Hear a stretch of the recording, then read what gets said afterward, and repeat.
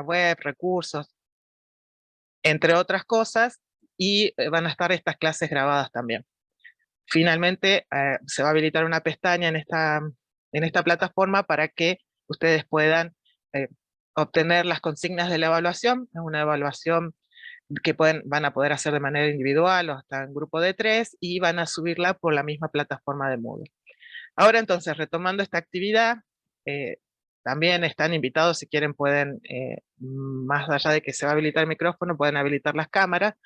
Recuerden que a partir de tomando como caso de análisis lo de la Municipalidad de Salta y en estas propagandas, que ahora justo no la dejé, en estas formas de difusión que tenían, habían seleccionado algunos bienes de patrimonio cultural, de patrimonio natural, y bueno, en función de eso, como disparador, incentivador, teníamos para reflexionar qué lugares, expresiones, edificios se pueden seleccionar con el fin de identificar el destino Cafayate y Quebrada de las Conchas. Entonces les había pedido que piensen en los dos sectores, ¿no? Y que tienen cierta independencia, obviamente, Cafayate y Quebrada de las Conchas, en todo sentido. Y pensar entre todos hasta 8 bienes culturales y o naturales combinados del patrimonio cultural inmaterial, pero que bueno, que se destaquen y que al mismo tiempo, de todas maneras, estén enraizados en la identidad de cada uno de estos destinos, la identidad cultural, y al mismo tiempo que permita diferenciar de otros destinos, de otros lugares, en el caso de la región del Valle Calchaquí, ¿no? Así que se animan a ver si pensaron algo. Yo voy a tratar de anotar acá, a medida que ustedes digan, o si ponen en el chat, también podemos tomarlo del chat. No estoy viendo. Y si habilitan los micrófonos, por favor, a la gente que está. Acá dice Marisol, las dunas.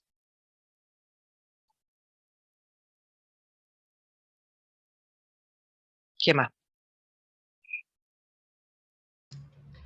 Disculpen, ya está habilitado para que cada uno, si quiere habilitar su micrófono en este momento, lo pueda hacer. Gracias. De manera individual. Buenas tardes, profe. Ramón soy. Hola, Ramón. Bueno, en cuanto a lugares, sitios considerados importantes, nos pedían una lista de 8. Y los que yo había hecho mención son los siguientes lugares: lo que es Quebrada de la Concha en su conjunto, o bien, si tiene que ser separado, la zona de los estratos y el anfiteatro. Después, Sí. bueno, lo que es la vitivinicultura, las cascadas, las 7 cascadas, la zona del divisadero del Río Colorado, las artesanías, porque Cafayate tiene una particularidad en cuanto a las artesanías, la catedral, la serenata de Cafayate, el Museo de la Vid y el Vino también, y después algo que se debería recuperar son las ruinas de la localidad de Tolombón, las ruinas arqueológicas de Tolombón. Muy bien. Lo hiciste muy rápido, así que no llegué a escribir, pero a ver, ruinas de Tolombón, y dijiste las cascadas también. Así es, muy las bien. Cascadas, la vitivinicultura, sí. Las artesanías, la Quebrada de las Conchas, y si la quebrada, como decía, tiene que ser separado o dividido, sería la zona de los estratos y la zona del anfiteatro. Ok. Vinos de alturas, dice ahí una compañera.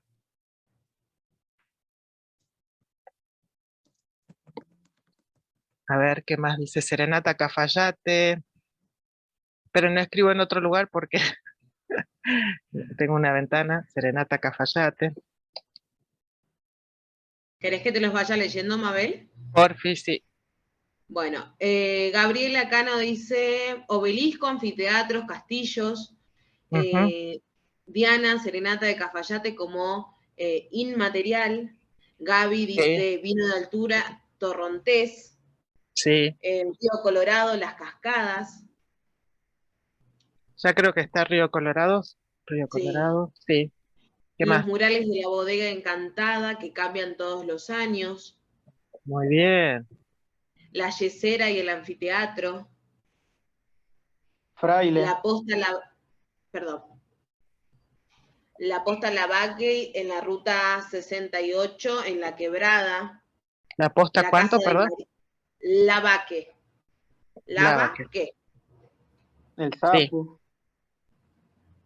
El Sapo, el dicen por sapo. ahí también. El Cerro El Zorrito, que es justamente también con la imagen Sí, con la que nos identificamos. sí. El Cerro San Isidro. Santa Teresita. El Cerro San Isidro. Atractivo Eso, natural. Ujú. Muy bien, Santa Teresita. El Museo Arqueológico Bravo. Muy bien. Las poesías y zambas dedicadas a Cafayate. Muy bien. El ¿Quién? Almíbar. No, El, Alminar, perdón. El Almíbar. el, Alminar. Alminar. Es la, Alminar. la casa que está a la entrada de Cafayate frente a la bodega de Teco, de esquina. Muy bien. ¿Qué más? ¿Comida? ¿No hay?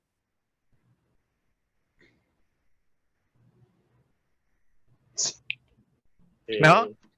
Sí, ¿Y de sí hay comidas, artesanías? pero y de Sí. artesanía lo que se destaca, la cerámica, bueno, la cestería también, lo que son los telares. ¿Quién está hablando? Perdón. Se me... Estaba hablando, Ramón. Ah, Ramón, perfecto. Sí. No decía los telares en cuanto a artesanías, la cerámica también. Tiene Ujú. muchas particularidades, ¿no? La artesanía es muy, muy autóctona de la zona y Sí, tiene su particularidad. ok. Gracias. Poesías, dijeron, y canciones de Cafayate, ¿era? Sí, así. Trinidad dice, además de iglesia y serenata que venían comentando, vino y empanadas. Vino bien. Era la hora. Gracias, Trini. Bueno, Y, los quesos de cabra también se destacan en la zona. Sí, por supuesto, los ok, quesos. quesos de cabra. Yanela dice Empanadas poesía. de charqui. Acá está, mira, Yanela nos dice poesía y zambas dedicadas a Cafayate, que la verdad que hay un montón, muchísimas canciones de folclore que hablan sobre Cafayate. Tal vez la más conocida es La Arenosa y otras cantadas por grandes artistas, pero hay muchísimas canciones que la verdad que son muy hermosas en las letras. Muchos poetas en la década del 60 y 70 escribieron sobre Cafayate, así que eso también es muy Muy importante. bien, muy Paraje bien. Max dice Paraje San Luis y su gente, turismo campesino. Muy bien. Paraje Un, San Luis. un factor también importante es la amabilidad de la gente, ¿no? Muy bien. El torrontés, nos dice Diana. El torrontés también, las empanadas de charqui, los telares, los gobelinos, eso también tiene muchísima historia, la verdad. Nos ¿Qué dice, son los gobelinos? los gobelinos son los tejidos que hacían en el principio del siglo XX en Cafayate y sobre todo en la Escuela Manualidades, fomentó muchísimo la creación de gobelinos, que son tapices muy finos, de calidad muy fina, y en algún momento, yo estuve viendo en los archivos en la década del 60 sobre todo, se acostumbraba a regalar desde el municipio a cualquier autoridad que venga a nivel nacional o internacional que llegaron en ese momento a Cafayate, regalarle los gobelinos como lo más representativo en artesanía en Cafayate en ese momento. Así que muy importante, se dejó de hacer en muchos lugares, obviamente también desde la Escuela Manualidad, que volvieron, justamente el año pasado volvieron a recrear los gobelinos, una de las profes, muy interesante, la verdad que muy bueno el aporte del Joverino. Magdalena Herrera, Ok, las coplas también, las coplas de los las ballistas, ¿no? coplas. Los bagualas, eso eran los bagualeros. Muy bien. Las bodegas, pintura rupestre en el divisadero, en Me los, río mucho ahí. los tapices de Nani, nos dice Diana, también muy importante, la verdad que tienen una excelente calidad también los tapices de Miguel. ¿Tapices Eh, de quién, perdón? de Miguel Nani. Tapices de Miguel Nani. Muy Él, bien. además, hace muchos cuadros en pintura muy interesantes también. Ujú. Jorge Barraco también destacaba en cuanto a artesanía, ¿no? En Ok, metales. Jorge Barraco, muy bien, metales. Bueno, Y, muchas gracias por compartir. No sé si queda algo de lo que pusieron en el y- chat pendiente. Jimena nos dice que no puede participar porque está trabajando, pero precisamente Gaby Cano nos dice Barracán y Picote. A ver qué Ok, preguntarle a, a Gaby. ¿qué es? Nos ¿Qué es el aclara. Barracán? Sí, el Barracán y Picote, digamos, como algo representativo. Helado de vino, nos dice Pablo. Uy, Todo se relaciona con vino y está bueno. Diana, la vasija de Cristófani, eso también la verdad que es impresionante en términos de artesanía. Eh, Cuando escribió Horacio Guaraní la samba a Cristofani, hace ujú, un recuento muy interesante porque las vasijas de Cristofani estuvieron no solo en Europa, en Asia, en África, en América Latina, en América en general. La mm, verdad que en su momento tuvo una gran repercusión y tiene un valor histórico, patrimonial, artesanal importante. ok, El Museo de Calixto, nos dice Pamela, la verdad que sí. Las ujú, arquitecturas de las primeras bodegas también nos plantean Débora, ujú. Arogali, Arogari. familia en su conjunto, Diana, Patrimonio Viviente del artista Hugo Guantay, sin duda, y le están haciendo un homenaje, me contaron ahora en la Cámara ¿Cómo Legislativa. se llama? Hugo Hugo Guantay y Guantay, su sí, obra. él en realidad es un artesano, artista, músico, de todo hizo en la vida y la verdad que su aporte es muy interesante. Él hizo el logo de Serenate en el año 95, el logo Ujú. que lo vemos hasta la actualidad lo diseñó él, trabajó muchísimo en pintura, en música, en la locución, en la poesía, la verdad que es un patrimonio viviente. Muy bien. Muchas Murales, gracias. Muchas dice, gracias a todos. Sí, y tenemos como varias cosas infinitas y no han salido otras que me imagino quizás por alguna cuestión de, de ver. a Esperen que no sé Mechita por qué Mamani, tengo. Mechita ¿Les sale Mamani. cómo? Mechita Mamani, como bailarina, también Mechita Mamani. Ahí va, le ahí va. hicieron, y le hicieron homenaje hace poquito también, pero es muy reconocida en el ámbito de la danza. Mechita Mamani.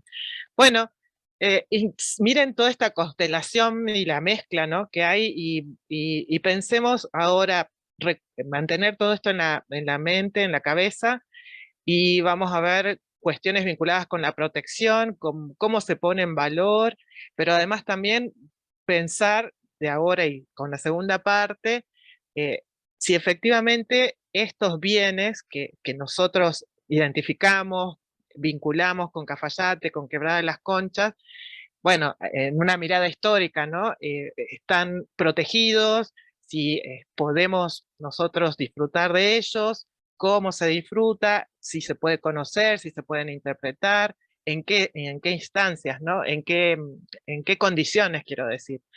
Como vimos, acá hay muchas expresiones del patrimonio vivo, hay cuestiones que son muy dinámicas, estas que decían los murales de la bodega encantada, también es interesante porque ahí están reflejadas las escenas de la vida relacionados con Cafayate, diferentes aspectos, se van destacando algunos de sus eventos culturales, históricos, de sus condiciones medioambientales, entre otros aspectos, pero es dinámico, ¿no? A mí me encanta cada año también pasar por ahí. Me imagino que aquellos que prestan visitas guiadas deben recorrer este sector y también vincularlo con la historia del lugar, con la vida dinámica del lugar.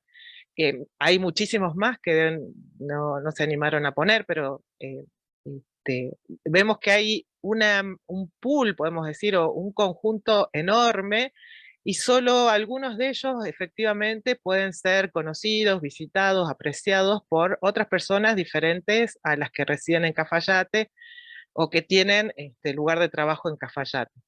Y ahora tomando esto que es en un ámbito, en un nivel muy pequeñito, nosotros ayer trabajamos a partir de lo que es el patrimonio de la humanidad, que es la escala máxima global, pasar ahora a otros niveles, que era el provincial, perdón, el estatal, Argentina, cómo se trabaja o se protege o se considera el patrimonio cultural, después también al nivel provincial de Salta, y quizás pensar en algunos casos en particular a niveles más localizados.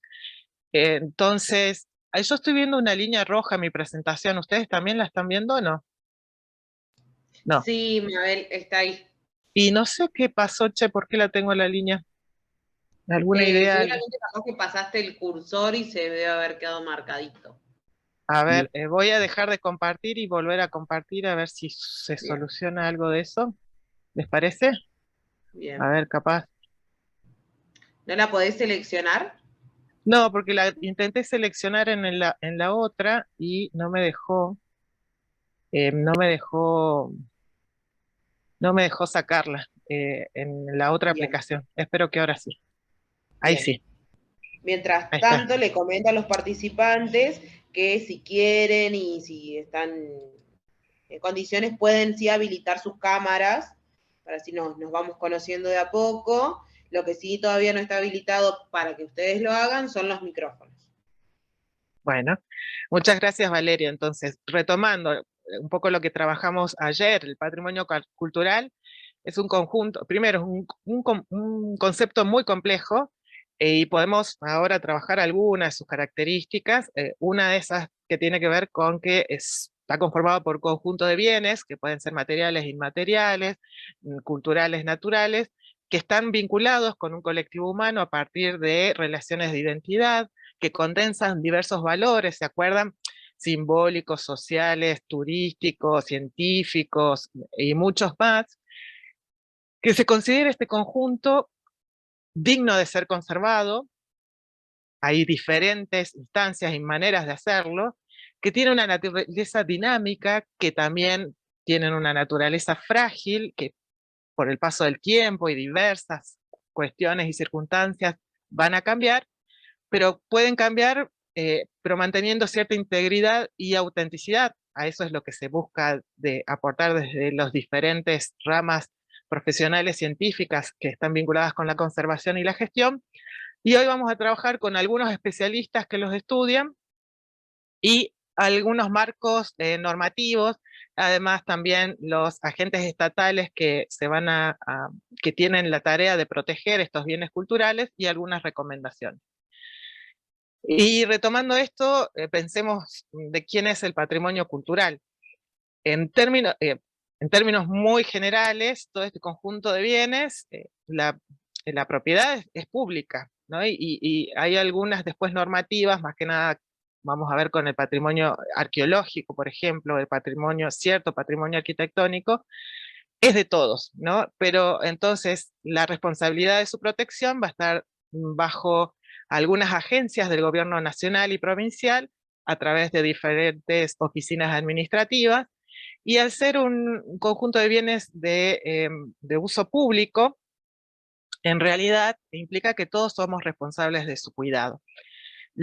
Algunos de estos bienes patrimoniales van a estar en dominio privado o titularidad privada, pero en realidad la gestión sigue siendo responsabilidad de los organismos estatales.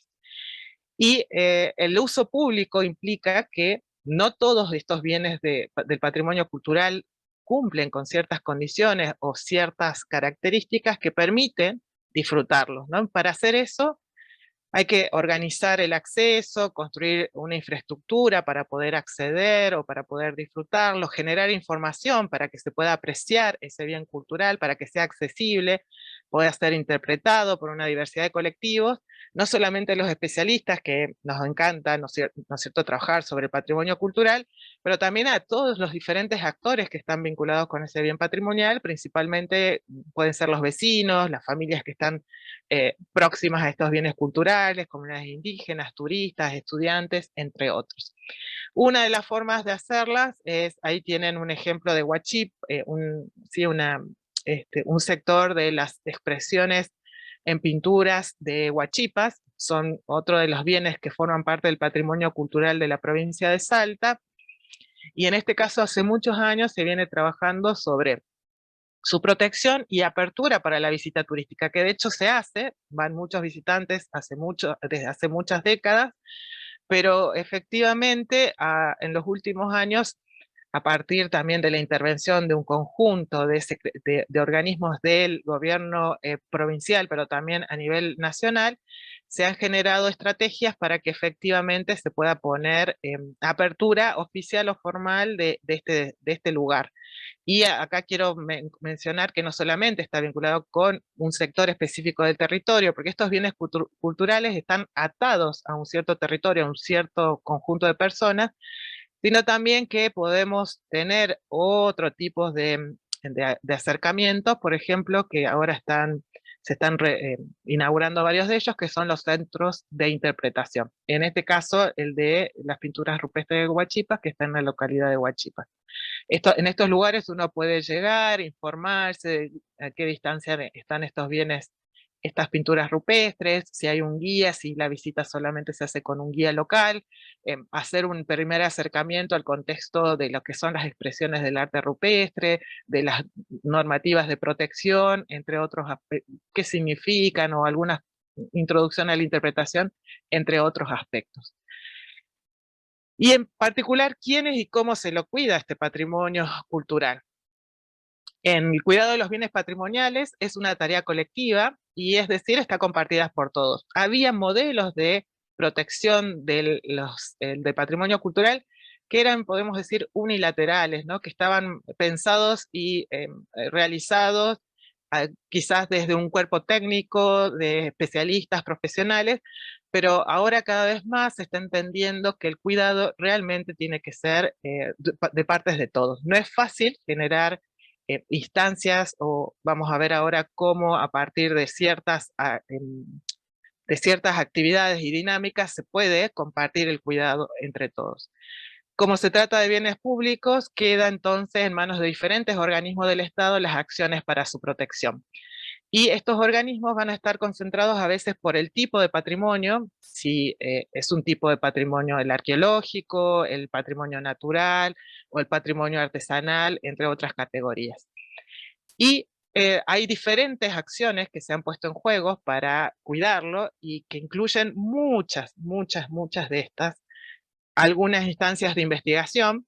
Entonces, si queremos cuidar este patrimonio cultural, tenemos que conocerlo, y hay que invitar o poner en juego proyectos de investigación, profesionales que conocen sobre la temática, hacer un registro. Si queremos cuidar, tenemos que registrarlo, entonces se realizan registros a nivel nacional, a nivel provincial, mantener actualizados esos registros, y también pensar en su preservación, conservación. A veces por alguna cuestión necesitan que tengan un título de declaración de protección, y vamos a ver qué organismos otorgan estos títulos de protección. También para cuidarlo tenemos que poder interpretarlo, y ahí viene de la mano nuevamente la investigación, el registro, la preservación y la conservación, para poder interpretar de qué se trata ese bien cultural. No solamente puede tener un sentido, un valor para la gente que está íntimamente relacionado con ese bien cultural, sino también para aquellos que quieren conocerlos u otras personas que quieren interiorizarse. Entonces hay todo otro campo que se está desarrollando que tiene que ver con esto, de cómo los diferentes discursos se pueden amoldar o en realidad ajustar a diferentes formas de conocer, por un lado, y también diferentes actores sociales. Cuidando, también difundimos y cuidamos al mismo tiempo, y quizás en los últimos años se está ya formalizando la importancia de lo que es la gestión, ¿sí? Un conjunto de acciones que va a nuclear todas estas otras instancias que yo les estuve comentando, que están acá en la pantalla, y con el fin de que eso, minimizar lo que pueden ser aspectos negativos o que vayan en contra del detrimento de ese patrimonio cultural, y maximizar el aprecio de todos. Acá les doy un ejemplo de esto de conservación de un cuadro, que me imagino quizás ustedes ya lo conocen.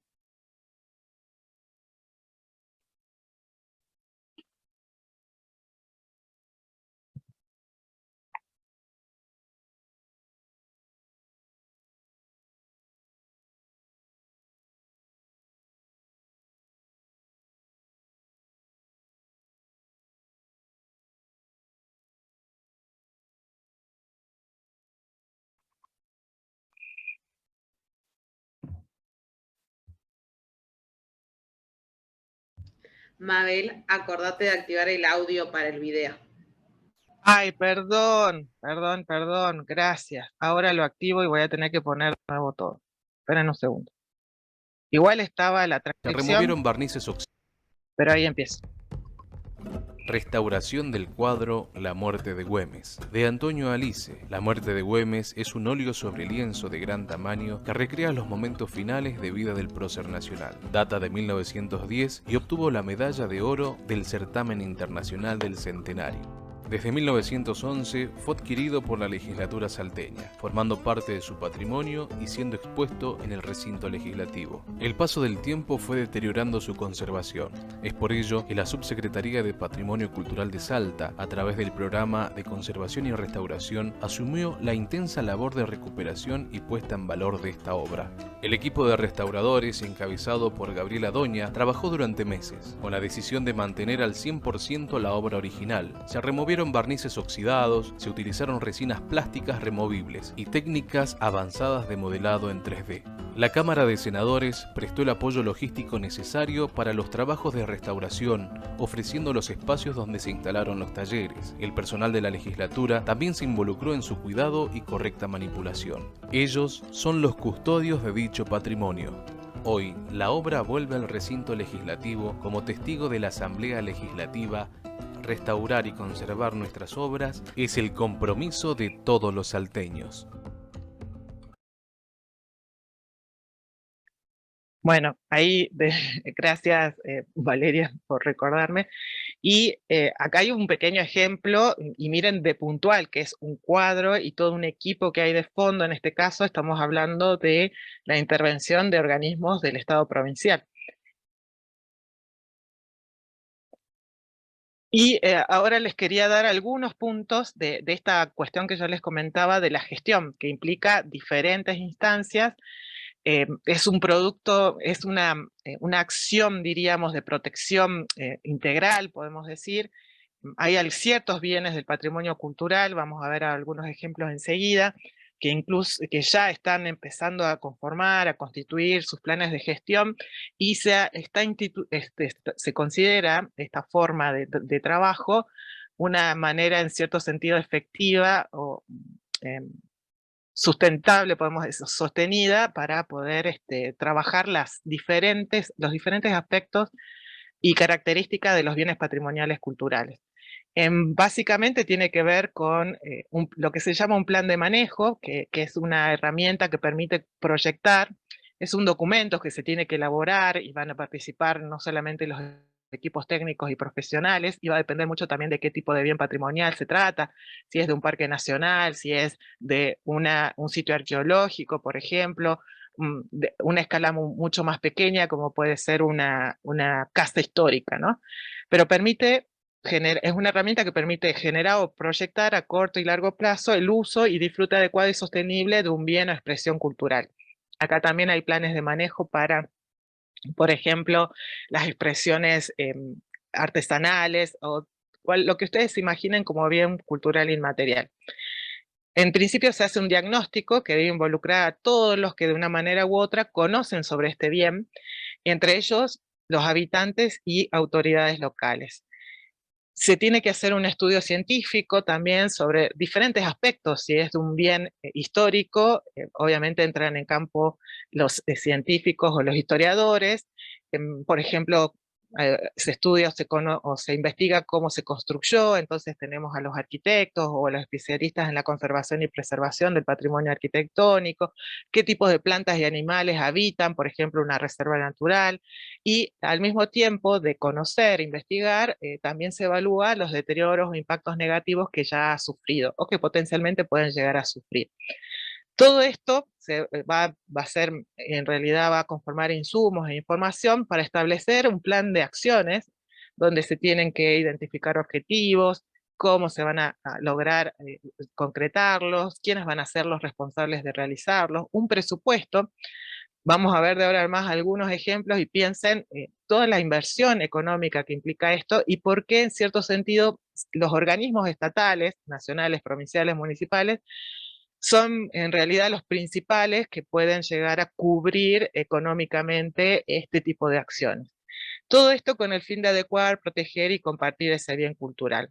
En estos planes de manejo, en estos planes de gestión, también se van a diferenciar algunos aspectos que tienen que ver con la conservación de estos bienes y actividades, ¿no? Pensar actividades que efectivamente se pueden hacer en estos lugares, más allá de actividades turísticas, puede ser actividades de investigación o algunas, por ejemplo, que tienen que ver con ciertas acciones agrícolas, por ejemplo, de manera tradicional, que no vayan a afectar de manera fuerte, por ejemplo, negativa, la extensión de una reserva natural. Entonces, en ese sentido, se van a clasificar esa superficie o ese lugar en zonas que son intangibles, se llama zonas de uso restringido o zona de uso intensivo. Entonces, como en cierto sentido ordenar ese espacio, así que si estamos hablando de una reserva natural, no es que más allá que sea público, que todos podemos disfrutarlo, sino que identificar ciertos espacios, ciertos lugares donde intensivamente se pueden utilizar, por ejemplo, con fines turísticos, o también con lo que sería alguna actividad económica, ¿no? Y hay otras zonas que son de uso restringido, que menor cantidad de actividades que se pueden realizar, por ejemplo, algún uso científico, y zonas intangibles donde se va a tratar de evitar cualquier presencia humana o cualquier afectación. Acá, si están así como muy incentivados y quieren conocer, en internet hay varios planes de manejo, para ver un ejemplo, y si googlean plan de gestión del Parque Nacional Los Cardones, van a poder acceder al archivo. Este creo que es un plan de acción 2015-2018, tiene un documento como de 400 páginas y van a ver lo complejo que implica armar estos planes de actividad. Todo esto se puede nuclear en una acción integral que se llama la puesta en valor. Es decir, hay a veces puesta en valor del patrimonio cultural, que es destacar sus aspectos simbólicos, identitarios, sociales, políticos, y también puede incluir la puesta en valor con fines turísticos. Pero sin lugar a dudas, cada bien o expresión que se sostiene en un entorno social y cultural implica desafíos, ¿no? No es tan fácil ni tan directo, más allá que pareciera que un plan de manejo uno se sienta, hace los estudios, planifica y ya está, sino que en realidad hay que hacer un equilibrio muy fuerte entre la conservación, el conocimiento y el disfrute. Generalmente quedan fuera de los planes de manejo los guardianes, es decir, aquellos que habitan, que viven, que sostienen estos patrimonios y los visitantes. Y en ese sentido, las últimas modelos de gestión están incorporando lo que sería la cogestión. Es decir, que no solamente la gestión está en manos de los técnicos y de los profesionales, de los agentes del Estado o de algún otro agente del ámbito privado, sino que sean los propios actores sociales los protagonistas, los que residen, los que están vinculados con ese patrimonio cultural, y sean los que toman decisiones sobre su protección y uso social. Ahí existe lo que se llama el protocolo de consulta previa, libre e informada. Esto es una serie de acciones que más que nada está vinculado en el caso de Argentina. El protocolo de consulta previa, libre e informada a las comunidades indígenas es un protocolo que en realidad se emplea y es de uso, es decir, un derecho de consulta que tienen los pueblos indígenas en toda Latinoamérica. En el caso de Argentina, al firmar lo que es el convenio 169 de la Organización Internacional del Trabajo, ahí también se reconocen los derechos de los pueblos indígenas y que tienen la autodeterminación, o por lo menos la determinación de lo que va a suceder en sus propios territorios. Entonces, cualquier acción, y esto aplica al campo, por ejemplo, del desarrollo turístico, que se realice en territorios de comunidades indígenas, tiene que tener sí o sí la información, o sea que se tiene que consultar a las comunidades o a las familias que están en estos lugares, tiene que ser libre, no se puede presionar la decisión, y que obviamente esto tiene que ser en los términos en los que entiende cada una de las comunidades indígenas el desarrollo, el territorio, el patrimonio cultural, entre otras cosas. Esto suma mucho más, ¿no?, a la complejidad de lo que es la puesta en valor del patrimonio cultural. Acá retomo Capañán, van a pensar que que estoy vendiendo Capañán porque lo trabajamos la clase anterior, pero quería por ahí retomar este ejemplo, o por lo menos cómo se está llevando a cabo alguno de los aspectos de cómo se está gestionando Capañán, ya les comentaba que es Patrimonio de la Humanidad, que es realmente todo un desafío como categoría, como itinerario cultural. Hay Patrimonio de la Humanidad, da también directrices de cómo operar en la gestión del patrimonio, directrices operativas y directrices prácticas, y en este caso también es un proceso de larga duración, de largo aliento, una vez que uno recepciona. Se acuerdan que es Patrimonio de la Humanidad y va a haber controles y también revisiones, y hay que hacer informes de cómo se está gestionando, cómo se está protegiendo ese bien patrimonial.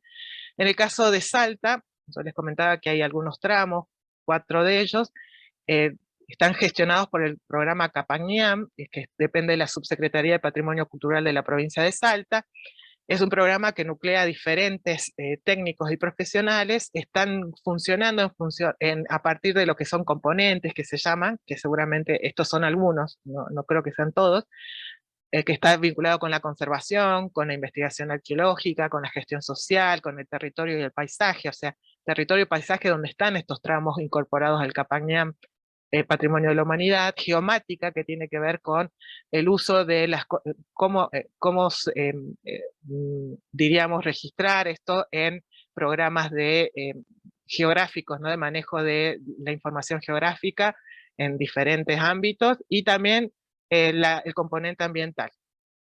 Pero para este caso la gestión trata de ser más abierta y se organiza en torno a unidades de gestión local que se llaman. Cada uno de estos tramos está vinculado con una comunidad, no solamente comunidad indígena, también las unidades de gestión local pueden incorporar representantes de otros colectivos que sean fundamentales para cada uno de estos lugares, y entonces se fueron creando a partir del 2012-2014 unidades de gestión local en Tastil, La Poma, El Rodeo, Potrero Payogasta y Tolar Grande.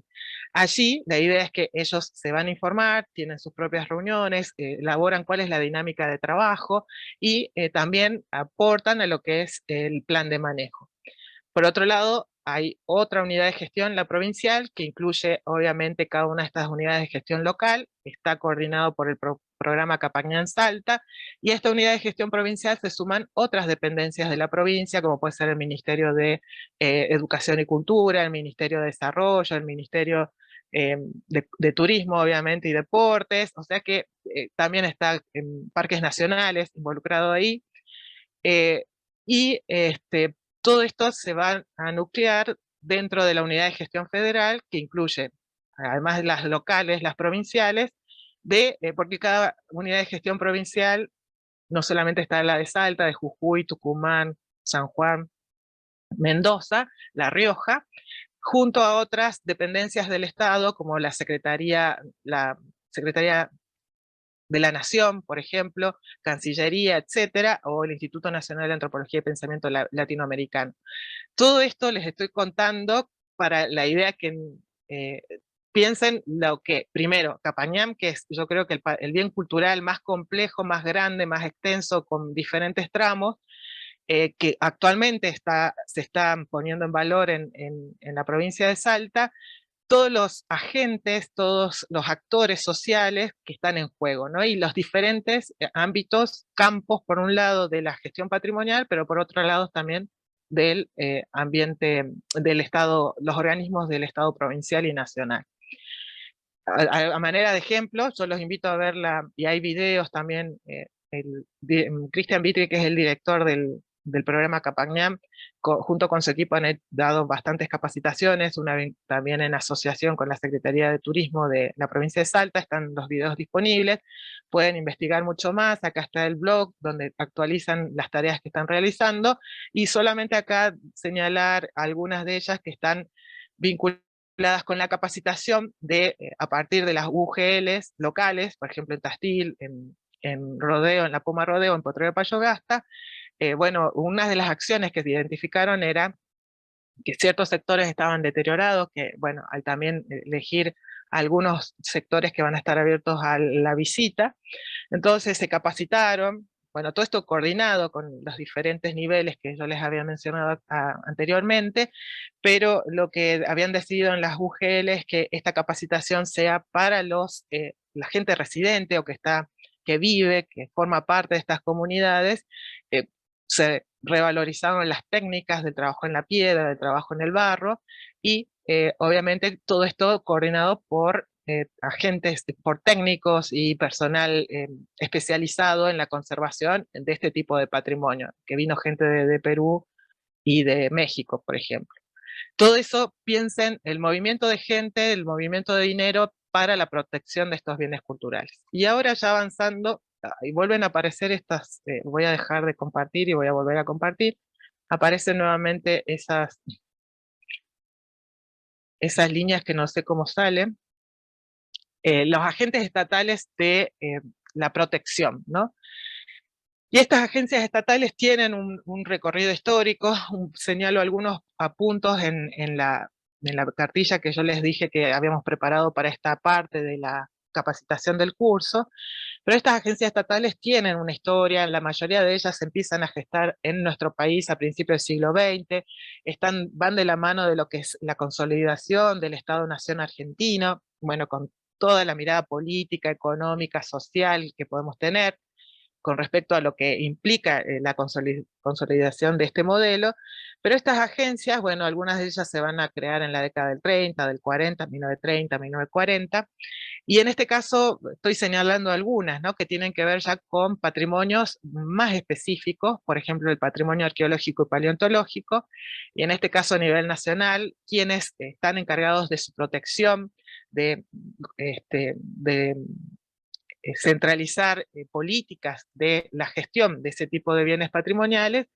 En el caso de Argentina es el INAPL, el Instituto Nacional de Antropología y Pensamiento Latinoamericano. Hay leyes que se crean donde se designa, por un lado, está la protección del patrimonio arqueológico y se designa a este instituto como el órgano de aplicación, se llama. En el caso del patrimonio paleontológico está designado el Museo de Ciencias Naturales Bernardino Rivadavia. Ambas instituciones están en Buenos Aires.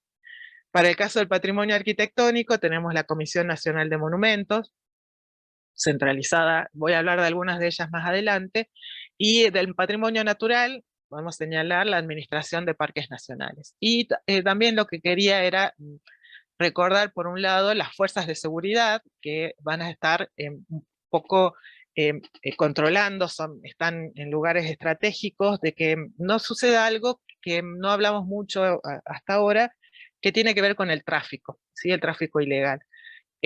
La cuestión es que también UNESCO genera una convención para evitar lo que es el tráfico ilegal, ilícito de bienes patrimoniales. Más que nada estaban pensando en ese momento en los bienes arqueológicos.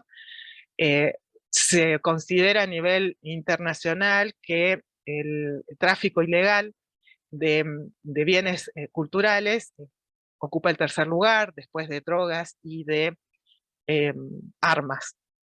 Y en ese sentido, para que pensemos también todo lo que hay en juego detrás de los bienes patrimoniales, que ya recordamos, son bienes públicos.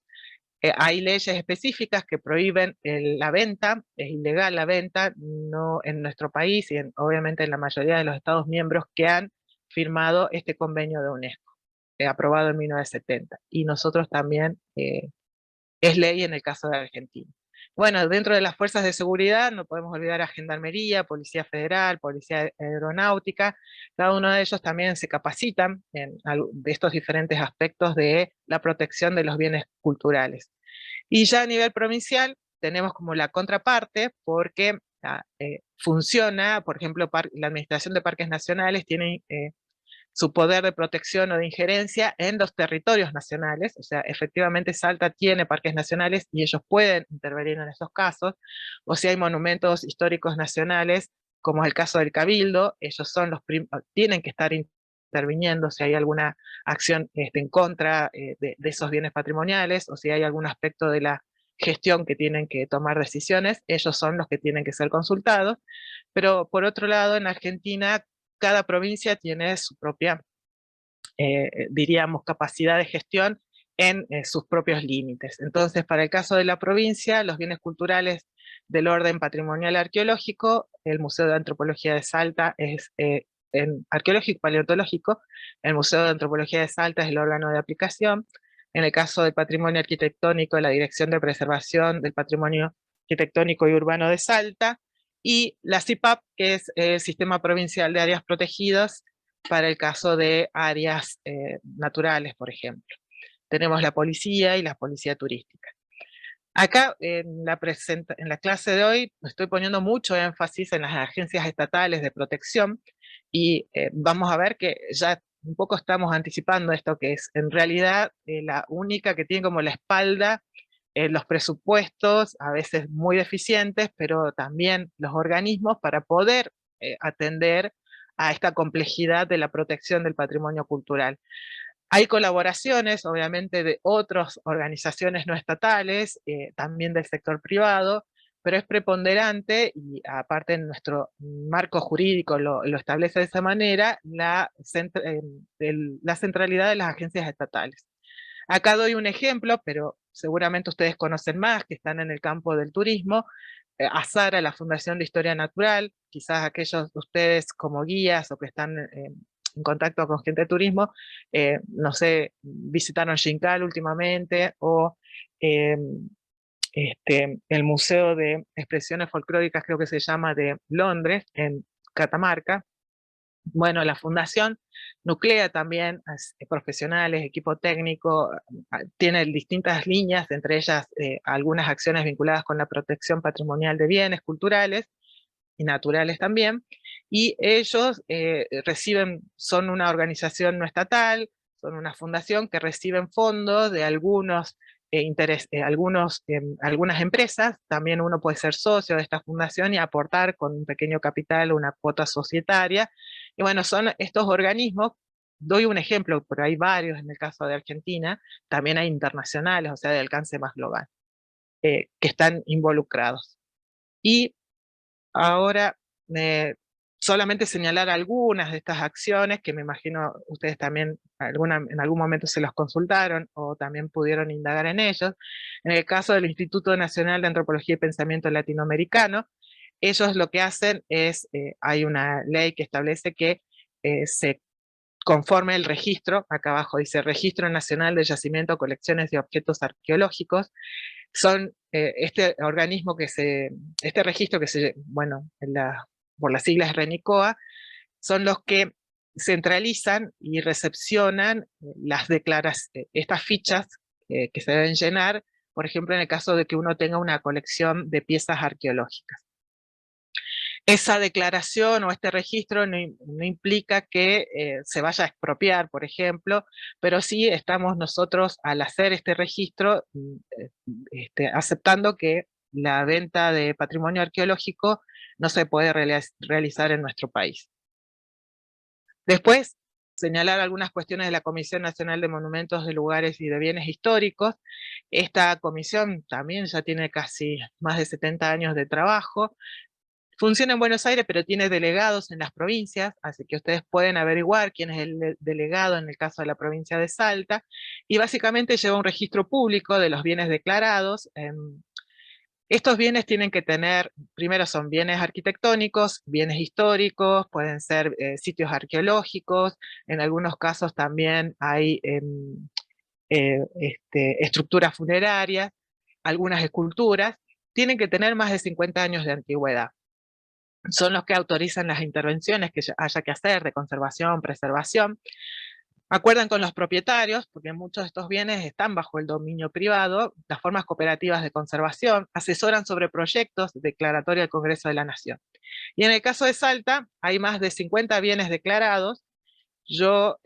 Ahí en la ficha que tienen de la capacitación, hay un anexo que armamos, donde esto lo copié del registro que tiene colgado online en la Comisión Nacional de Monumentos, y solamente destacar quizás que el primero que fue declarado como Patrimonio Monumento Histórico Nacional es el Cabildo de la Ciudad de Salta en 1937, Tolombón, también que salió hace rato, está declarado, tiene declaración de Monumento Histórico Nacional, y miren después la lista, los últimos que se han incorporado, esculturas, por ejemplo, y qué más, y algunos pueblos, sectores de ciertos pueblos del Valle Calchaquí también están incorporados. Entonces, a nivel la Interpol y Policía Federal, esto retomando lo de la Convención del Tráfico Ilícito de la UNESCO, que fue ratificada por Argentina en 1973. Ahí les dejo la página, también está en esta pequeña cartilla que preparamos, pero tiene Interpol y Policía Federal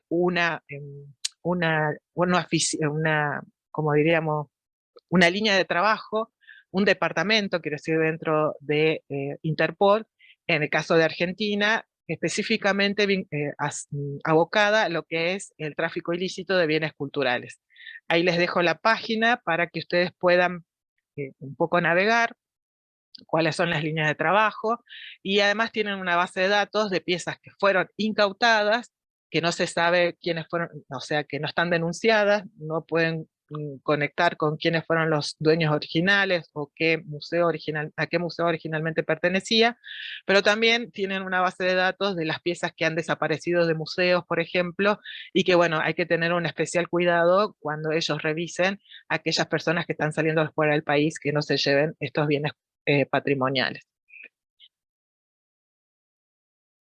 Ahora ya aterrizando un poco en el ámbito provincial, la CIPAP, me imagino que para los cafayateños y los que trabajan en la Quebrada de las Conchas le debe ser familiar, es el Sistema Provincial de Áreas Protegidas. Acá la Reserva Natural de Quebrada de las Conchas, creada en 1995, forma parte del Sistema Provincial de Áreas Protegidas. Acá tienen un pequeño mapa que también está en la cartilla para que sigan indagando. Tienen acá lo que serían más de 25 áreas protegidas, diferentes categorías. Hay desde parques, reservas permanentes, refugios, hay reservas privadas también. Esto quiere decir que hay desde el ámbito privado intereses en proteger ciertas extensiones, ciertos territorios. Entonces, al ser incorporados al CIPAP, tienen que cumplir con las indicaciones de la ley de la creación de áreas protegidas. Y entonces también eso va a implicar que puedan estar en cierto sentido considerados como bienes del patrimonio natural. La CIPAP, en el caso de Quebrada de las Conchas, las caras visibles son los guardaparques, y en realidad el guardaparque es el que coordina con diferentes actores. La Quebrada de las Conchas es otro bien cultural natural, una reserva natural muy compleja, porque suceden diferentes acciones en su interior. Y ahora vamos a retomar una actividad, no sé si hay preguntas, espero después ya reviso el chat, pero espero no haberlos cansado mucho. Esta segunda parte, y ya casi estamos como en el último cuarto de la clase de hoy, vamos a pensar entre todos qué hacer si se atenta o daña el patrimonio cultural. Y acá voy a apelar a su experiencia como guías, recepcionistas, prestadores, estudiantes o residentes, ¿no? Si ustedes han observado alguna situación donde esté en peligro el patrimonio cultural. Pero ahora quiero que piensen en Cafayate y en Quebrada de las Conchas, en la experiencia que ustedes tienen, no solamente como guías, puede ser como residentes de Cafayate. ¿Se animan a compartir alguna situación donde ustedes hayan ahora pensando, ¿no? en retrospectiva, que se estaba dañando el patrimonio cultural? Y habilitamos, por favor, los micrófonos.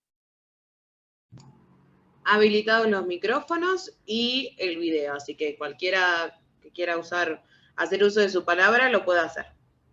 Gracias.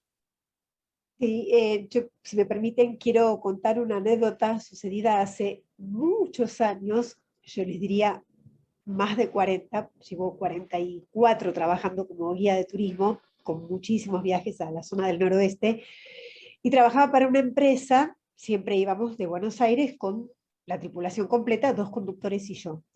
La parada clásica en el anfiteatro, una vez más, como con tantos otros grupos lo había hecho, vamos con el grupo, vamos al anfiteatro, pasamos ahí todo el tiempo necesario que uno emplea para contarles cómo se formó y demás. Y cuando termina el tiempo y ya nos aprestábamos a volver a la ruta, al micro, veo a mis conductores, con un aerosol pintando en una de las paredes ya de las que se veían saliendo en la roca, ¿no? Hacia la ruta, el nombre de ellos dos y el mío también. Habían puesto el nombre de la empresa, que me la callo por pudor, y abajo del nombre de la empresa, sobre la roca, el nombre de ellos dos y el nombre mío. Varias cosas respecto de eso. Primero me costó una pelea enorme con mis conductores porque yo acababa de haber hecho un speech de 45 minutos hablando de la importancia de la protección cultural y demás, del patrimonio y todo esto que venimos trabajando, y mis propios conductores estaban atentando contra el patrimonio, pero eso no es lo peor, que ya es feíto. Lo peor es que esa pintada estuvo por años de años.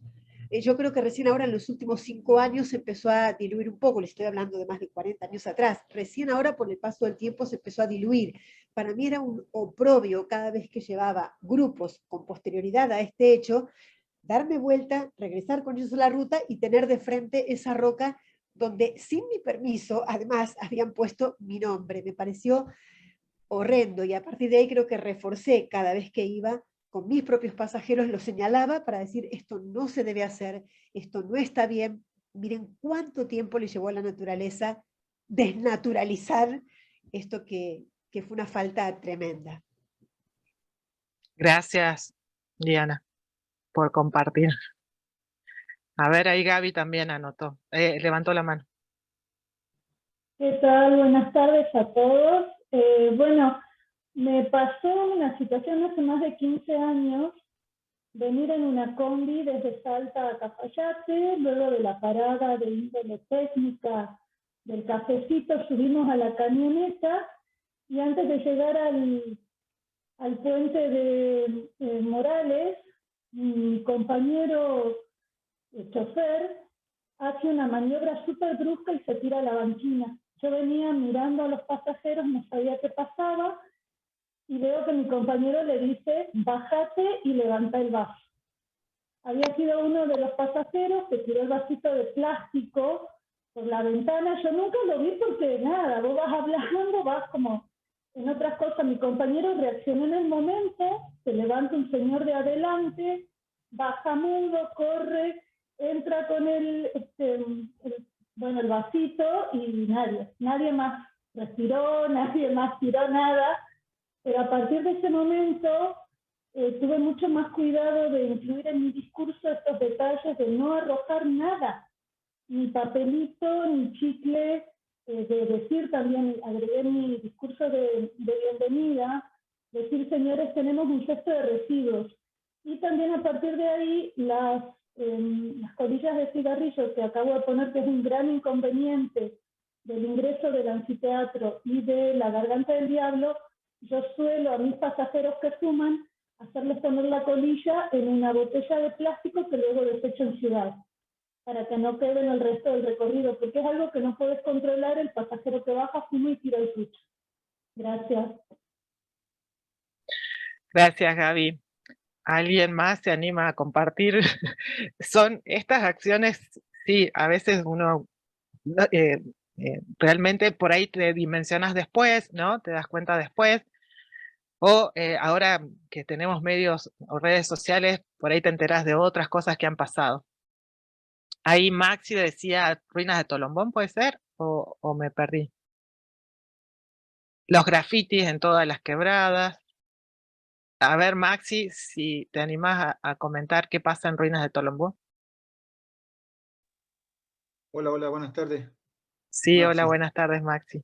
Sí, más con respecto, digamos, que hace poco se hizo excavaciones en las ruinas de Tolombón, que eso está, digamos, porque hay tres, digamos, ¿cómo lo puedo decir?, propietarios de las ruinas de Tolombón, y se hicieron excavaciones cuando no se tendría que hacer. Bueno, es un tema, digamos, largo, que no se entiende bien, digamos, quién tiene que actuar, a quién le pertenece, a quién no, porque hay dueños que son, digamos, del lugar y también hay patrimonio, digamos, de la provincia, ¿no? Así que eso también es un tema para resolver.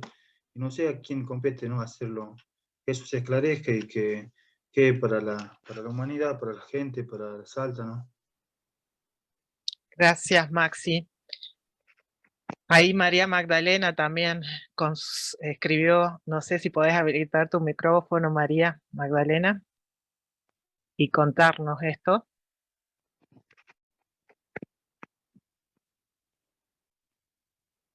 ¿No?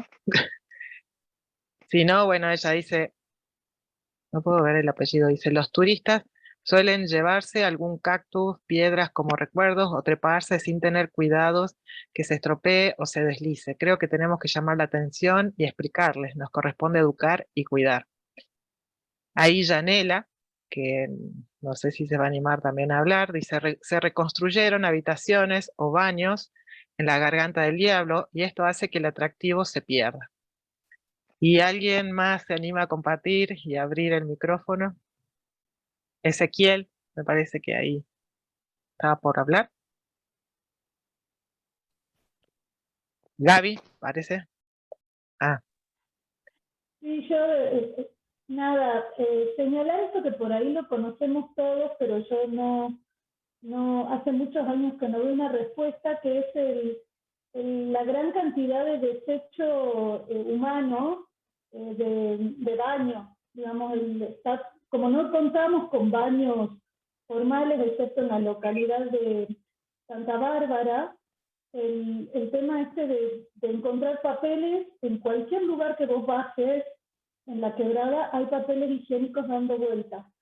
Eso, nada, creo que se solucionaría teniendo en los lugares por ahí donde paran todos los colectivos y las excursiones, que generalmente en Anfiteatro y Garganta, contar ya en las temporadas con baños, que creo que lo están haciendo no sé cuál de los municipios, la provincia, pero bueno, estimamos que este año vamos a tener como un número bastante importante de visitantes, ¿no? Y eso no solo afecta a la vista, sino que, bueno, en líneas generales hay lugares que tienen mucho olor, hay lugares como los santuarios del Gauchito Gil, donde yo suelo parar para mostrar ese aspecto cultural a extranjeros, y es terrible la cantidad de pañales y desechos de toda índole que hay, que no están asociados a la práctica de dejar algo en una pacheta, ¿no?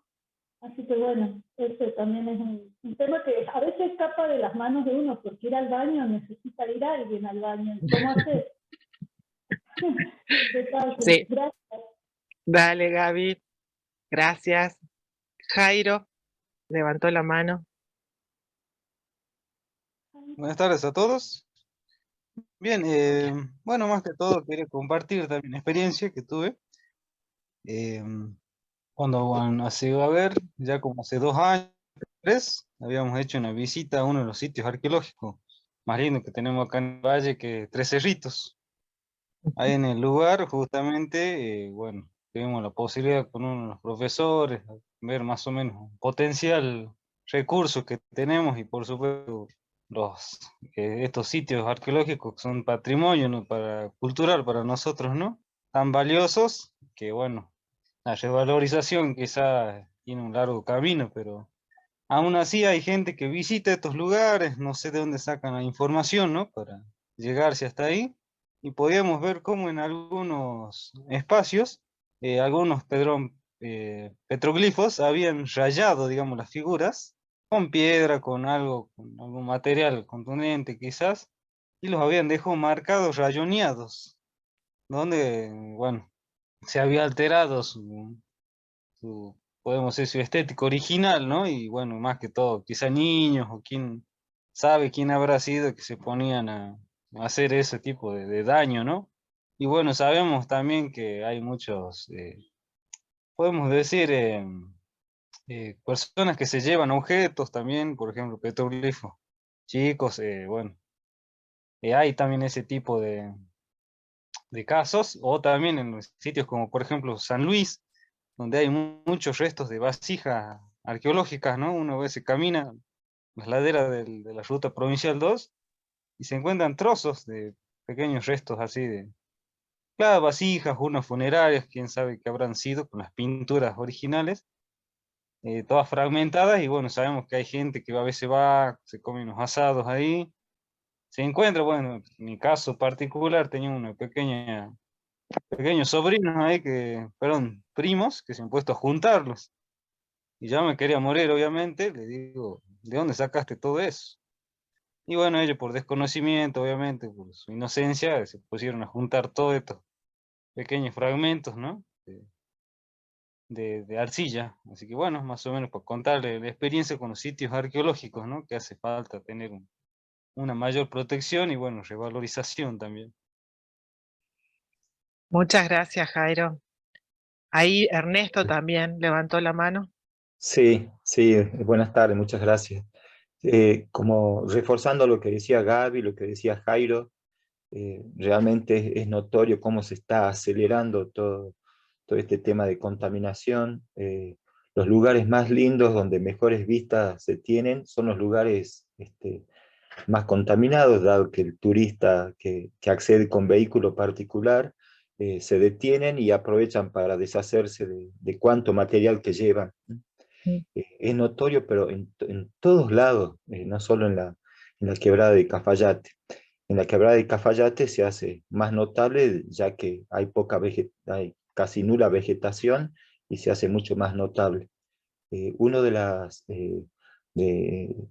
formas de paliar un poco esto es con advertencia y cartelería realmente que está faltando, pero sí, realmente es un problema que cada vez se está notando cada vez más. La gente no está haciendo lo correcto y bueno, hay que atacar este flagelo, ¿no? Realmente. Muchas gracias. Dale, Ernesto. Ahí Marta también levantó la mano. No habilitaste tu micrófono, Marta. Ah, me parece que no podés hablar. Ahí está. Buenas tardes. Buenas Yo voy tardes. a contar una experiencia, pero diferente. En este sentido es qué pasa cuando la naturaleza estropea nuestros patrimonios. En el 2008 conocí una ruina cerca del Divisadero, y muy linda. Eran parecidas a las ruinas de Quilmes, pero en pequeñitas, donde se podía divisar todo perfectamente. Después de 15 años, vuelvo a querer mostrársela a mi sobrina, pero resulta, o sea, tenía mi punto, o sea, sabía específicamente cuál era el lugar, vuelvo y no existían las ruinas. Buscamos, fuimos, volvimos y no había, volvimos al punto específico y no estaban las ruinas, y me fijo y veo ya toda la parte, todo desbordado. Entonces digo, bueno, seguramente en ese trayecto de tiempo pasaron lluvias tormentosas, quizás pasó el río, no sé. Entonces dije, ¿qué pasa cuando la naturaleza nos roba los patrimonios?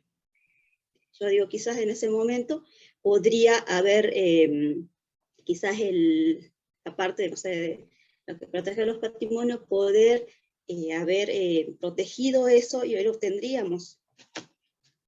Esa es mi experiencia. Gracias, Marta. Félix, también, ¿querés compartir algo? Sí, ¿qué tal? Buenas tardes a todos. Buenas tardes.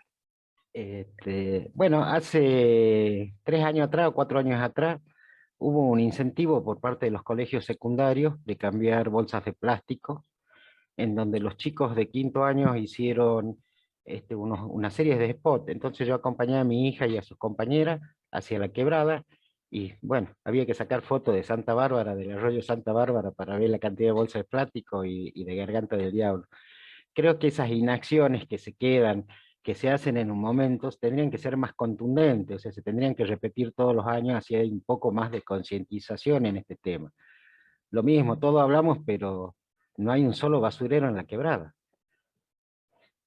Que sería, creo que si en los puntos donde hay mayoría de cargas, por lo menos se hiciera un sistema por parte del Estado, un sistema orgánico para separar cartones, plástico, creo que estaría bien, por lo menos en los puntos de carga. Eso era todo. Gracias. Gracias, Félix. Bueno, ahí Ramón también. Ahí habilito el micrófono. Bueno,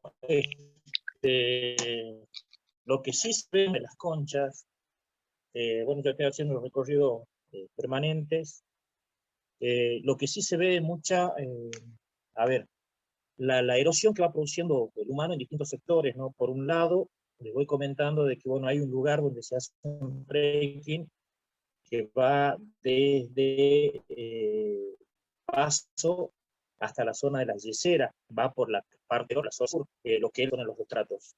En ese lugar se puede apreciar de que se está produciendo una gran erosión por el paso permanente de caballos. Eso es lo que, reitero, veo en esa parte. Es un lugar hermoso de paisajes, pero bueno, la erosión que van produciendo los caballos es lo que uno va viendo por ahí. Y después lo otro, la extracción también, que algo que se ve en forma permanente, ¿no? La depredación que se está haciendo justamente en esa zona, porque bueno, ahí es donde se hace o se comenta o se informa de que efectivamente la Quebrada de las Conchas debe mucho el nombre en base a la presencia de conchas u ostras marinas, así que bueno, entonces la gente como que quiere llevarse algo, algún recuerdo de esa zona, ¿no? Y bueno, y es una zona donde veo que está avanzando y mucho más allá de los senderos de sacrificios que han hecho los guardaparques, todo eso, veo de que bueno, está avanzando mucho la erosión o la depredación que se está produciendo en esa zona. Eso no. Gracias, Ramón, por compartir. No sé si alguien más queda pendiente que quiera habilitar su micrófono. Si no, ahí también Jimena dice, hace poco un grupo de influencers jóvenes que venían al Festival de la Serenata hicieron una parada en la quebrada para hacer trekking con un equipo para rastrear metales y excavaban sin motivo. Claramente la gente se molestó muchísimo y pidieron las disculpas correspondientes. Carlos dice, hace un año, no recuerdo bien el tiempo, en tiempo de pandemia quisieron entrar una empresa minera a expropiar las quebradas de las Conchas en la altura de la Yesera. La misma gente que trabaja con turismo no lo permitió. Bueno, primero quiero agradecer, sí, esto salió en los medios, gracias también por traerlo. No sé, vos, Rosana, ¿querías decir algo? No.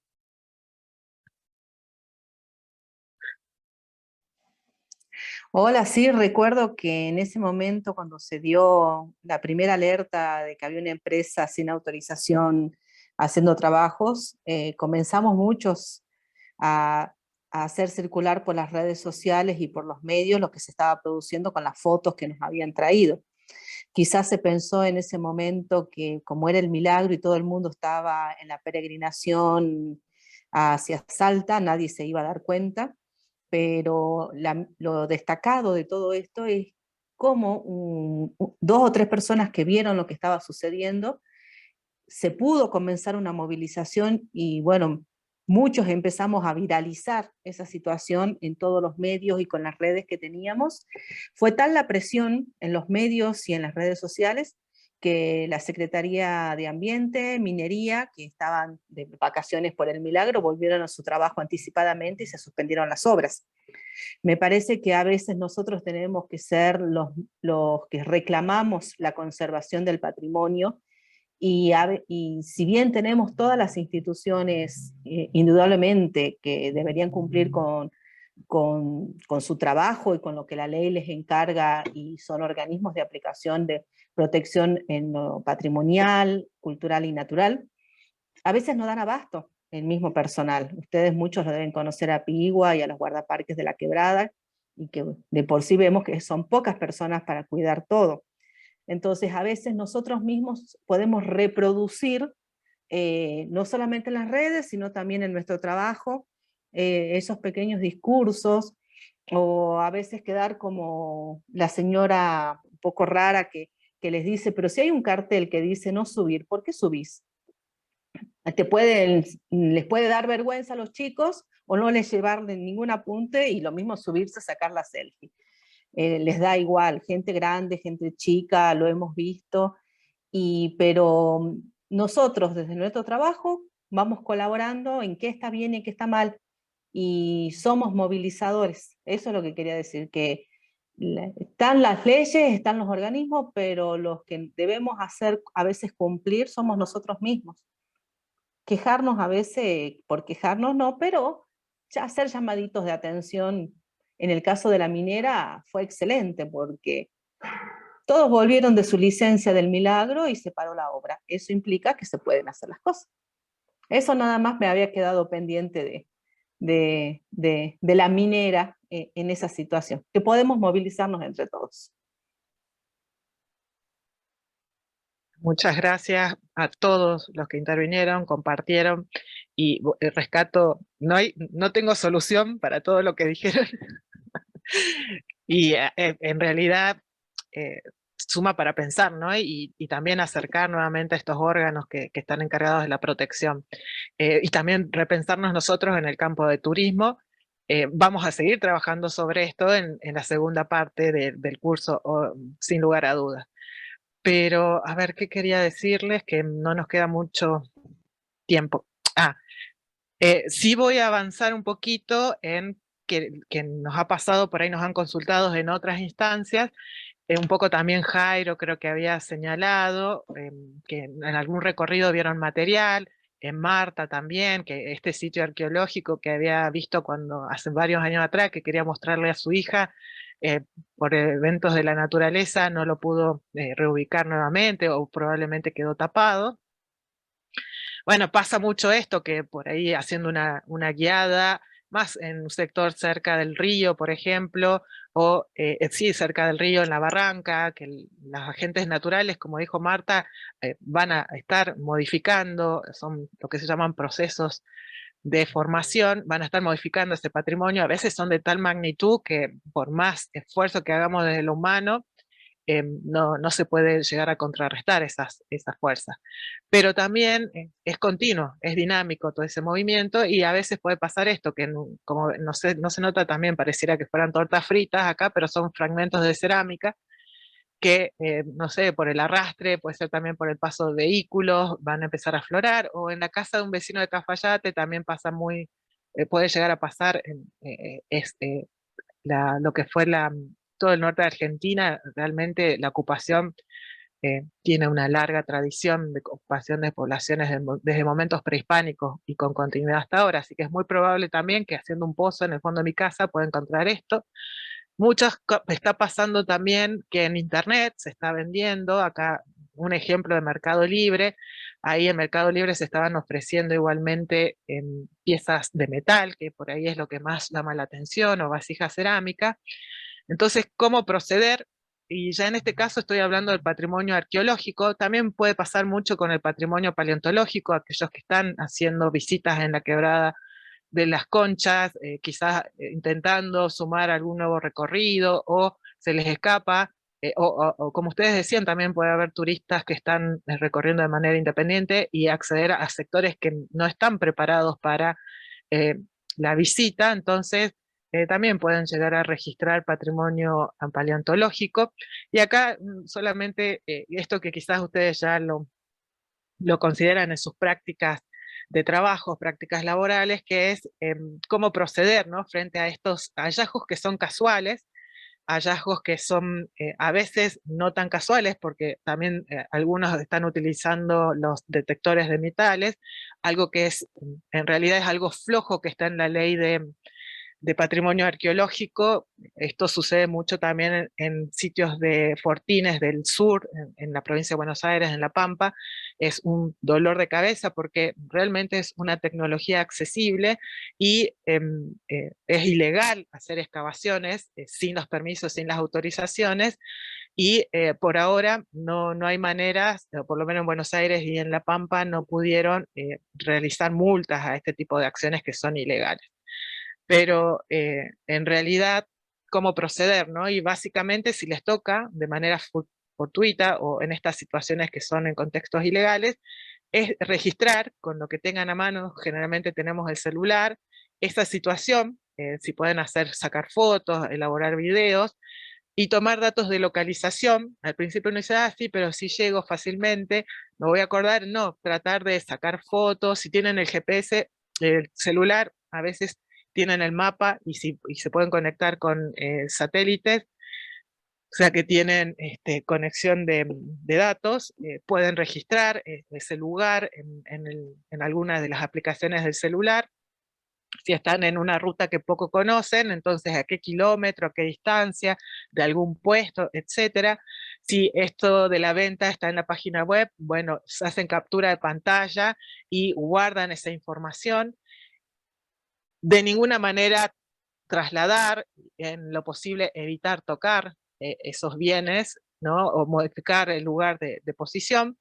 Y en el caso de la provincia de Salta, comunicarse con el Museo de Antropología. Este museo está en la ciudad de Salta, ahí tienen un teléfono, ellos también, si googlean, van a tener el correo electrónico y comunicarse. Por ahí no es necesario que ustedes se vengan hasta la ciudad de Salta, sino mandar un mail informando de esta situación, haciendo una especie como de exposición, ¿no? Si tienen todos estos datos que yo les mencionaba en el punto 1, van a ayudar a que la respuesta sea un poquito más práctica. Y piensen, el Museo de Antropología es el órgano de aplicación y es el que tiene que responder a todo este tipo de situaciones que pueden llegar a ocurrir. También son los que van a responder en el caso de que haya denuncia de robo, por ejemplo, del patrimonio arqueológico, o que se haya secuestrado material arqueológico paleontológico, por ejemplo, en los límites interprovinciales de Salta. Entonces son ellos los que van a intervenir. Piensen que son recursos del Estado que también tienen sus propios técnicos y profesionales, y que estos se llaman como intervenciones de rescate, ¿no? Intervenciones bien puntuales, y que a veces hay que tener paciencia en las respuestas. Y en otro caso nos habían consultado qué pasa si la situación de deterioro o alteración se produce en la reserva de la Quebrada de las Conchas. Ahí justamente en la reserva, con esto en el sector de la Yesera, creo que del paso que mencionaba Ernesto, hay poca señal en esos lugares, y puede pasar también no solamente que haya afectación, incluso correr la vida, no peligro la vida de alguna persona, de algún contingente de personas. Entonces ahí nos comunicamos con el guardaparque de la Quebrada de las Conchas, y él nos decía que por ahora el camino que él sugería era, hay postas ahí de 911, tratar de registrar toda esta información y hacer la denuncia, o con la comunicación en realidad a partir de estas postas del 911, y el 911 después se comunica con la gente que está a cargo de la gestión de la Reserva de las Quebradas de las Conchas, que básicamente es el cuerpo de guardaparques. Y bueno, ¿qué pasa con el patrimonio inmaterial, ¿no? Y la protección?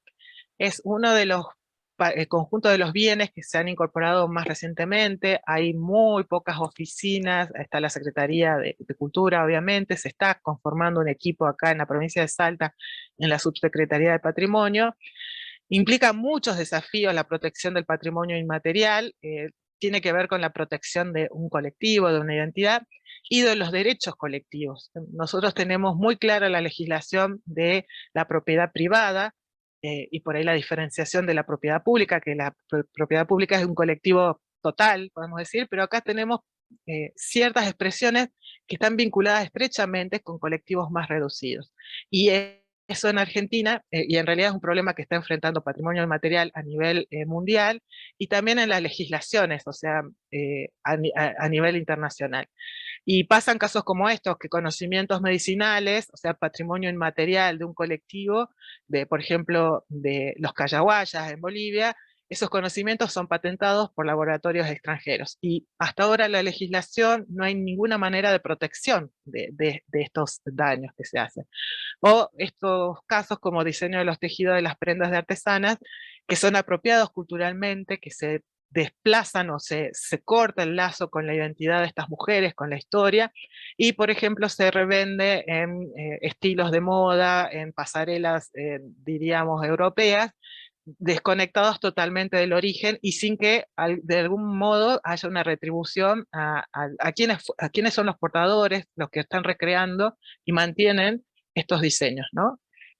Acá voy a compartir este video, que es un poco para recordar lo de patrimonio inmaterial, que es el último bien. Esperen un ratito, no me deja, que lo vimos ayer, pero no tenía sonido, no me deja ahí está, ahora tengo que, esperen un ratito ahí, el sonido, y me había quedado pendiente eso, y ya vamos a estar cerrando. Compartir sonido. Porque es esto, el patrimonio inmaterial es todavía mucho más complejo que el patrimonio Somos chamamé. Somos patrimonio de la humanidad. Ahora se escucha, ¿no?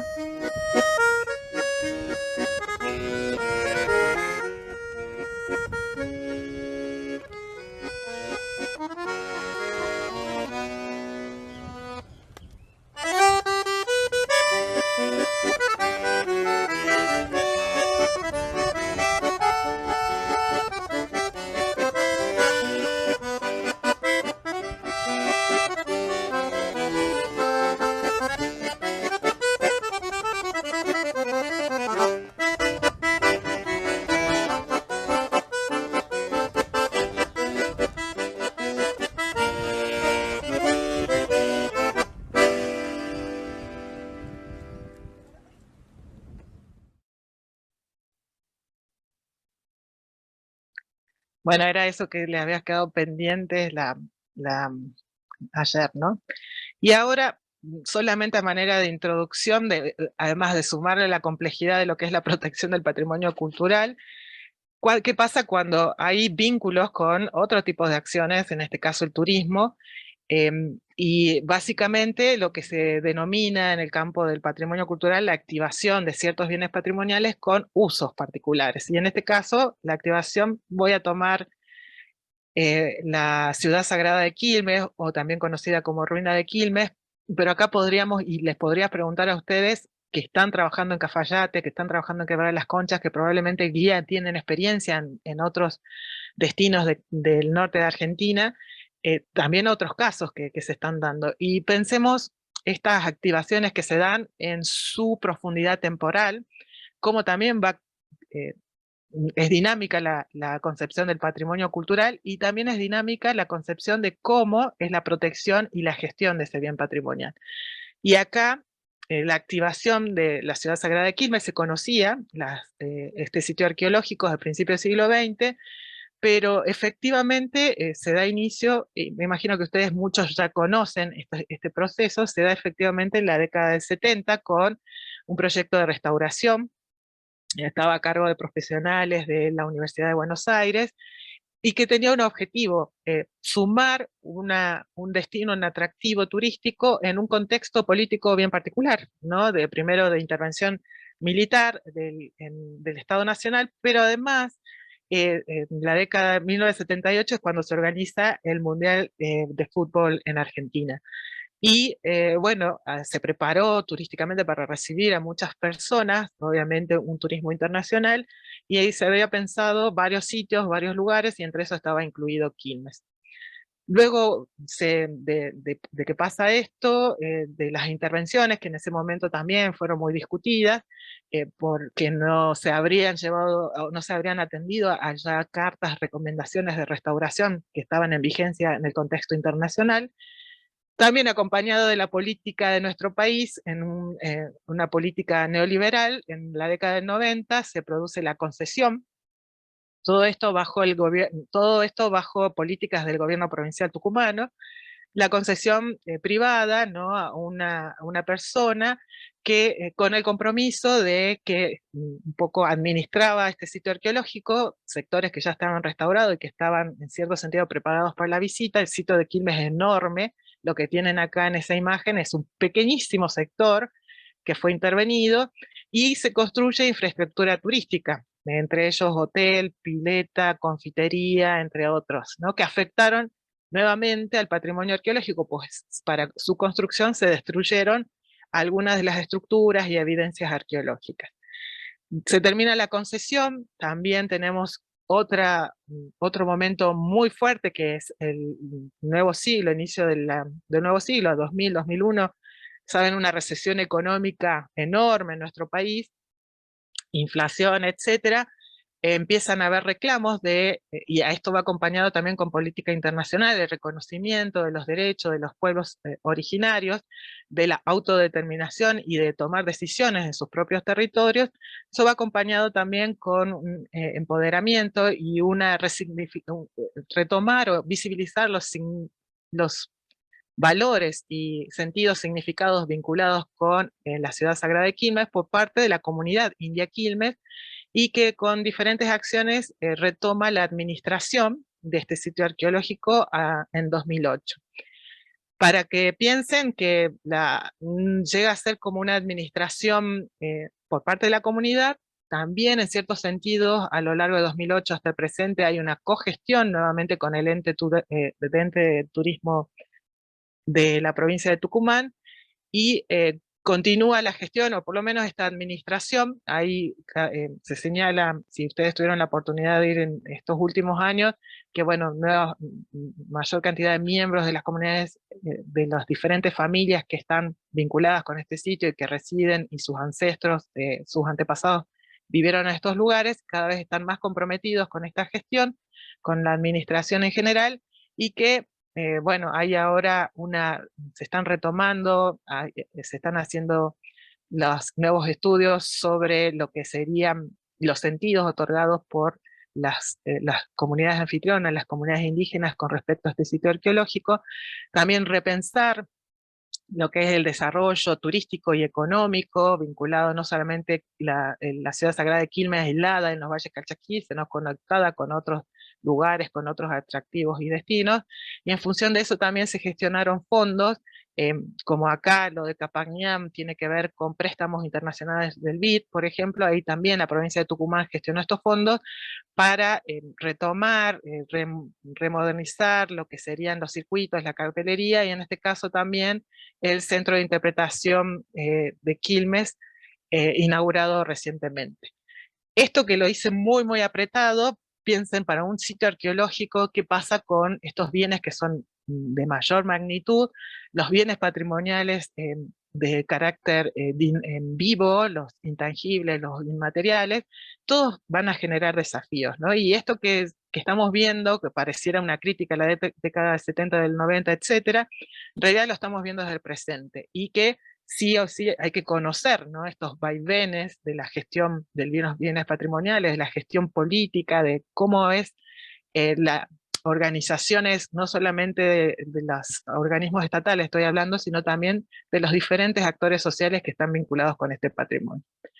Y ustedes, bueno, ahí puse otros casos, hay otras experiencias de gestión o de cogestión o de gestión autónoma.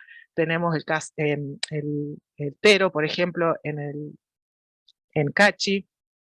Hay otros más en el Divisadero también, ahí se están gestionando otros más pequeñitos, o sea que podríamos compartir muchísimos de estos casos, y que básicamente nos llevan a esto, a desafíos de la gestión del patrimonio cultural, con usos turísticos o apertura turística, y estos desafíos tienen que ver con sumar a este gran panorama, que no solamente están los organismos estatales, sino que están los conocimientos también de los profesionales, de los técnicos, de aquellos que son del ámbito privado, en este caso específicamente del ámbito del turismo, aquellos que están invirtiendo, ¿no?, más allá que sabemos que el Estado es el que tiene que garantizar estas protecciones.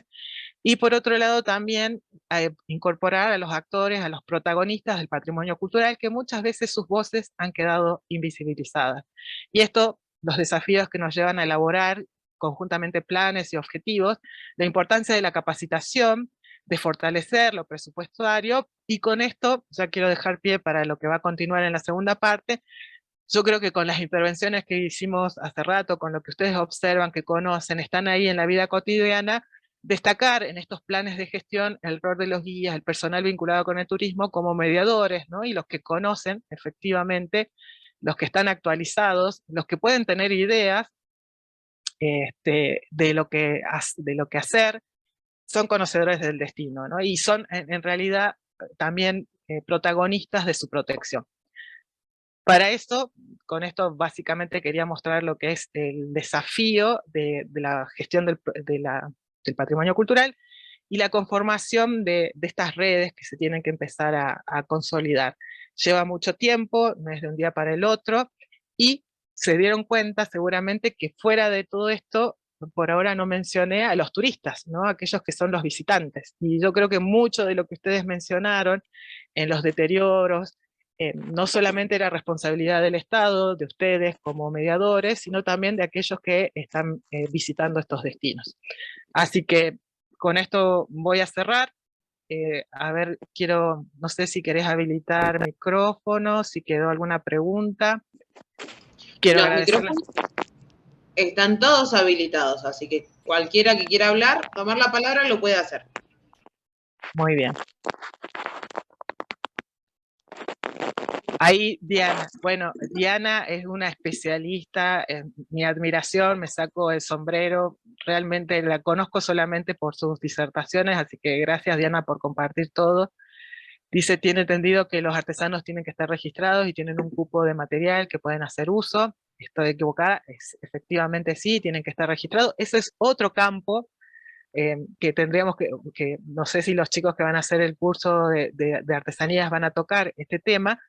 Piensen que acá fue muy apretado, que fue un panorama como introductorio. La idea sería tirar así como algunas líneas que ustedes ahora apelar a su autoformación. O sea que muchísima esta información, muchísimos de estos aspectos se pueden acceder en internet, y si no, animarse también a consultar a las personas que están especializadas en esas temáticas.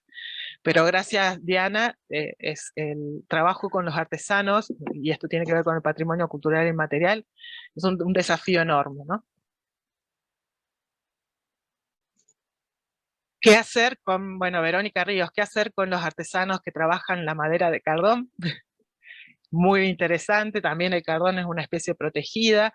Los artesanos, efectivamente, los artesanos, pierdan cuidado, que son los que conocen mucho mejor cómo cuidar las materias primas con las que ellos trabajan, y en realidad el mayor deteriorador es el turista, ¿no? El visitante.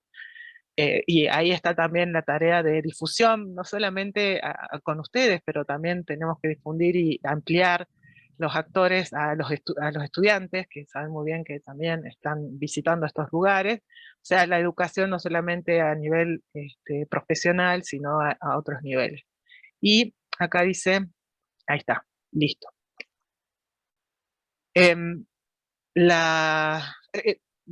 Está grabado esto, así que vamos a tomar todo lo que ustedes han intercambiado. Me han generado muchas preguntas a mí también, hay muchas de esas que no puedo responder, pero yo creo que la idea es empezar a armar, intercambiar, conocer y armar estas respuestas de contingencia, y también pensar qué acciones podemos aportar nosotros en nuestro lugar.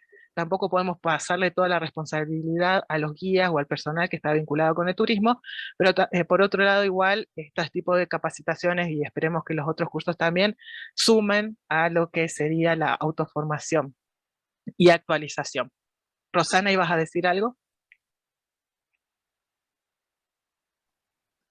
Antes que de finalizar, Valeria, Matías iban a hacer algunos recordatorios, o sea, cuando ya no quede más intervenciones y comentarios, los chicos iban a comentar cómo siguen el cronograma del mes de mayo.